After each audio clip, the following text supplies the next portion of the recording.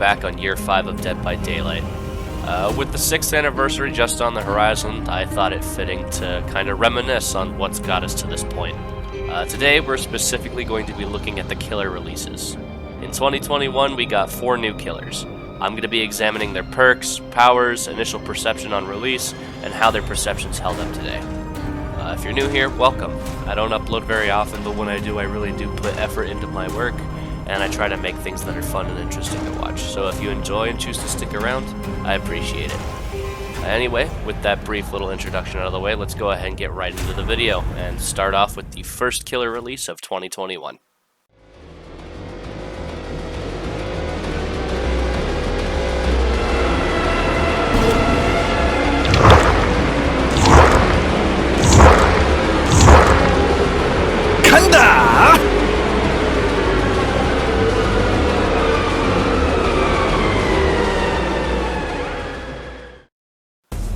Trickster was the first new killer of 2021, and unfortunately he did not start the year off strong.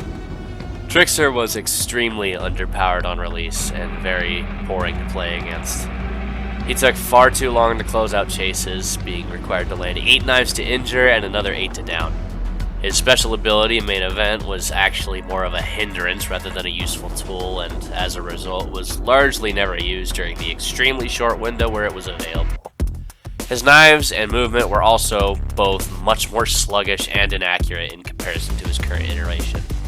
On the survivor side, Trickster may have been easy to beat, but he was certainly no fun to be chased by. While it may have taken him ages to get it down, he had so many knives and the laceration meter took so much longer to decay that if he committed to you, you would likely go down regardless of what you did.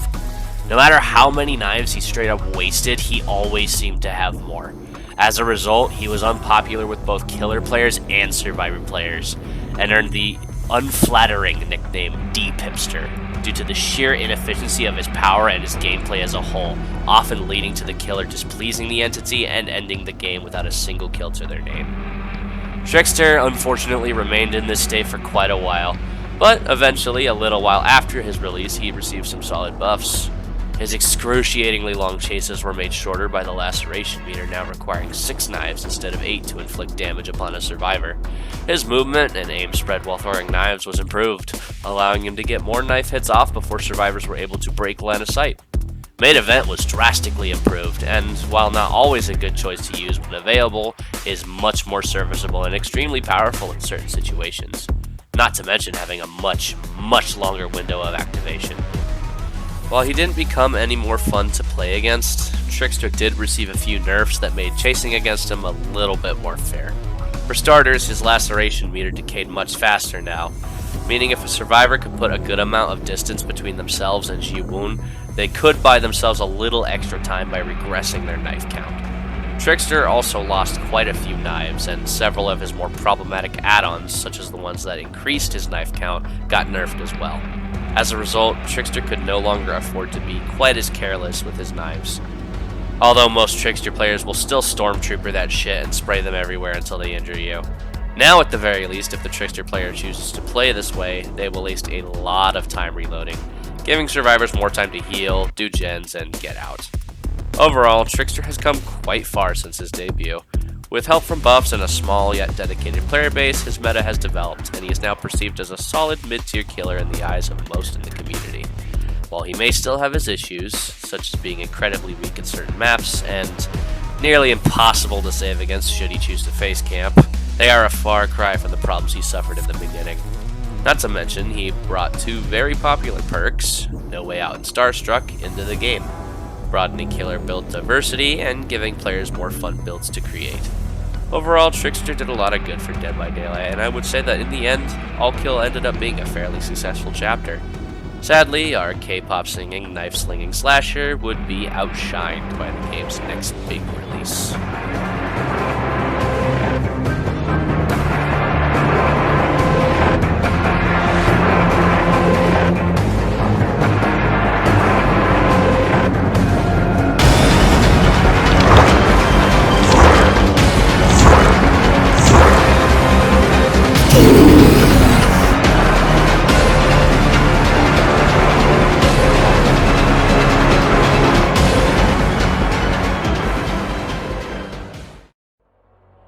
Next up, we have Nemesis, the Year 5 Anniversary Killer.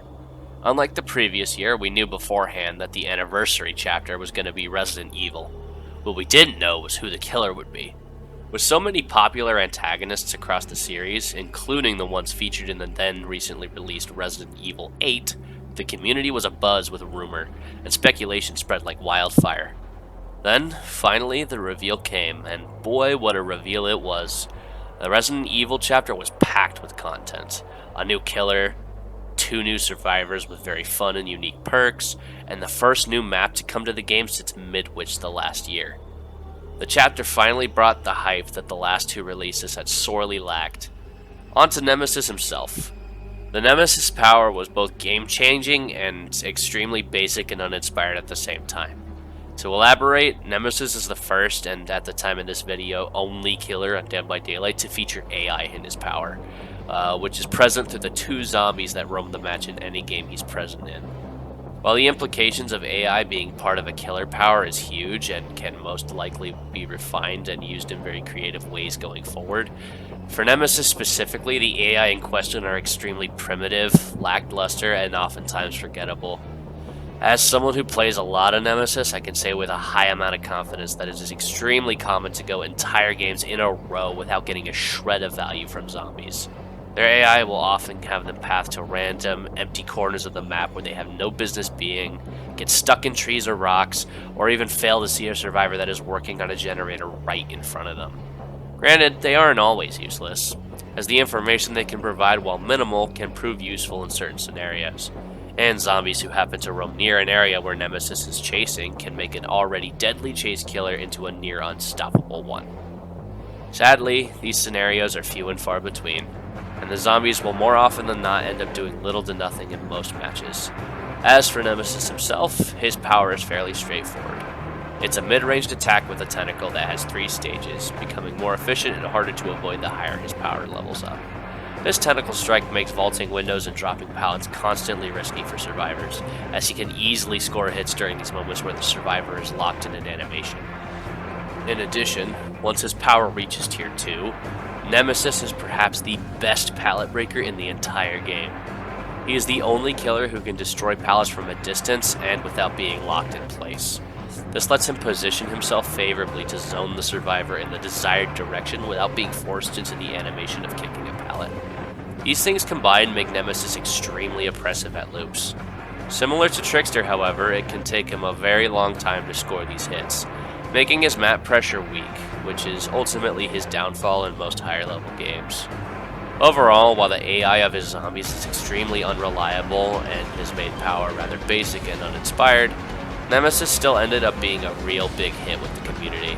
He's a fun killer to use, and the design team absolutely nailed the feeling of being hunted down by the hulking tyrant from the Resident Evil games with his visuals and chase music. I mean, seriously, everything you do in Chase with Nemesis truly feels futile. He smashes through pallets, hits through windows, and just keeps soldiering on with such ease.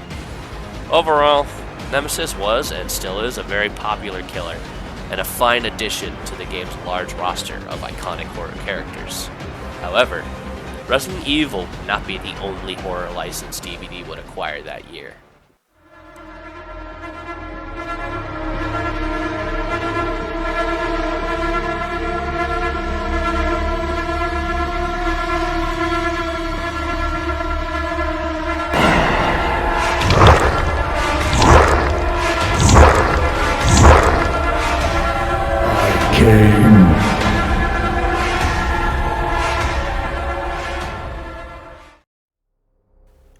The Cenobite, more commonly known as Pinhead, was the second of 2 licensed killers that the game would see during its 5th year.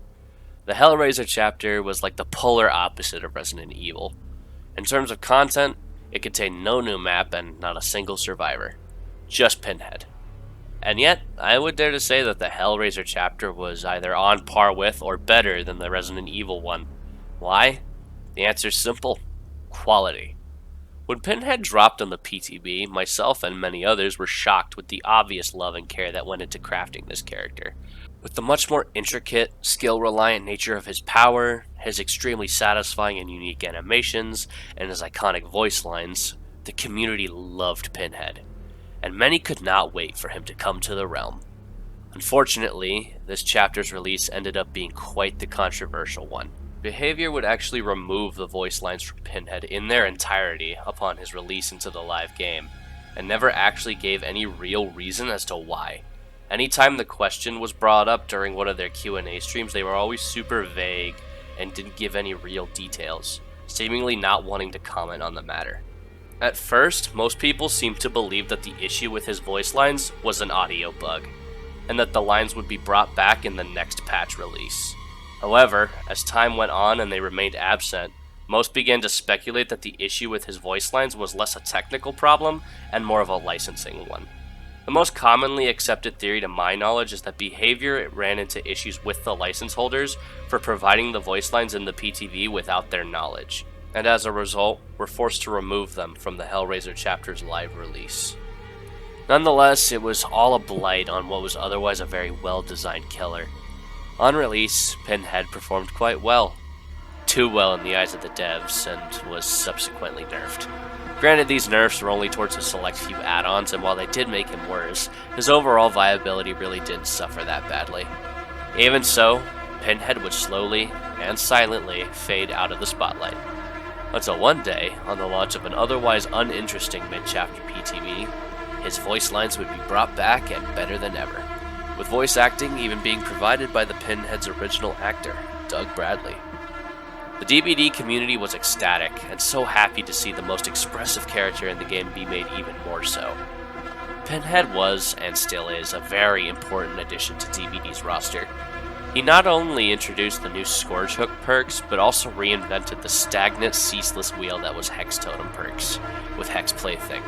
This was the first Hex perk that didn't simply activate passively at the beginning of the match, and instead required some criteria to be met before the curse was applied. And that's just talking about his perks. When you look at the love and detail with which this killer was made, it's clear what Pinhead represents to this game. Pinhead represents innovation and creativity. He represents trying new things and showing that killers can still be made unique 5 years and 20 plus chapters later. Without him, the game wouldn't be nearly as interesting as it is today. It's no wonder he's so popular amongst killers and survivors alike. Unfortunately, the same cannot be said about the killer who came next and subsequently rounded out the cast of Year 5's newcomers.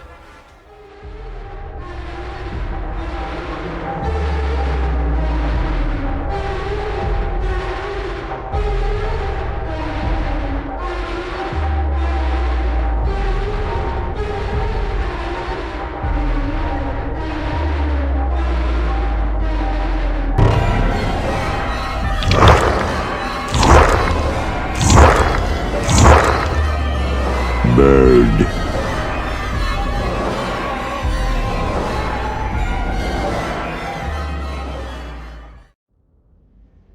The artist was the fourth and final killer to be released in 2021. She was revealed to the community early when leaks surfaced online in the weeks before her official release. Little did we know the killer present in these images would shake up the meta more than any killer since the Blight. Ignoring how strong the artist herself is, let's quickly touch up on her perks. Grim Embrace and Hex Pentimento are both extremely solid and useful perks. They only really suffer from being a bit too situational and not being powerful enough to make up for it. That being said, they're still really good perks and shouldn't be taken lightly. But the real star amongst her teachables is her Scourge Hook, Pain Resonance. A perk that allowed killers to passively slow down and interrupt generator repairs from across the map simply by hooking a survivor on a white hook. This effect alone made it an extremely popular choice, but a later buff to another killer perk would propel this into a meta staple. Not quite on the level of early Ruin Undying, but Pain Res and Deadmans is still a very potent perk combo, and it can change the course of a match by itself if survivors play carelessly and do not play around it. Now, back to Artist. The Artist is probably one of the best anti-loop killers in the entire game. Her power lets her place stationary crows that she can launch across the map at the press of a button. On contact, these crows will swarm survivors, revealing their location, and a second hit from a crow during this swarm state will inflict damage. However, her crows will inflict damage regardless if they hit during a brief window at the beginning of their flight, the range of which is indicated by a short trail leading off of the crow itself. Using this, she's able to shut down practically any loop in the game by cutting off the survivor's escape route and then advancing on them from the other direction. In these situations, survivors are given practically no option other than to take the hit. As a result, most smart survivors won't even attempt to loop the artist, and will simply leave the loop the first chance they get and run in a straight line to waste as much time as possible. Even with how strong this strategy is, she remains a killer who's extremely powerful, oppressive, and unenjoyable to play against. The artist both highlights and perpetuates a large balance issue within the gameplay of Dead by Daylight. She shows that while the Shift W strategy is frustrating to play against as it's a bit too strong for how easy it is, it's also the only option survivors have against a large portion of killers, including herself. Overall, of the 4 killers released in Year 5, Artist was easily the most meta-defining among them, bringing arguably the best new killer perk and being the undisputed strongest of the new killers. Whether you like her or hate her, one cannot argue that she was a pivotal part of the 5th year metagame, and will no doubt continue to be a powerful presence in the game's meta going forward. To conclude, I feel that overall Year 5 was a very important year for Dead by Daylight. A lot of good and bad came about during 2021 that will be important in shaping the game's future. While some of the new killers introduced during this time aren't the most popular or very fun to play against, the various new perks, mechanics, and maps they brought with them were all impactful to the meta's development. For killers in particular, players slowly began moving away from perks like Ruin and Pop in favor of more reliable passive slowdown perks, like Deadlock, No Way Out, and Pain Resonance. As for survivors, well, they got a few new toys to bully killers with, but that's a topic for another video. Anyway, that's all I've got for now. If you liked this video, please consider subscribing. I work hard on making content like this, and if people like it, I'd love to make more stuff more often for you guys. Either way, thanks for watching, and I'll see you around.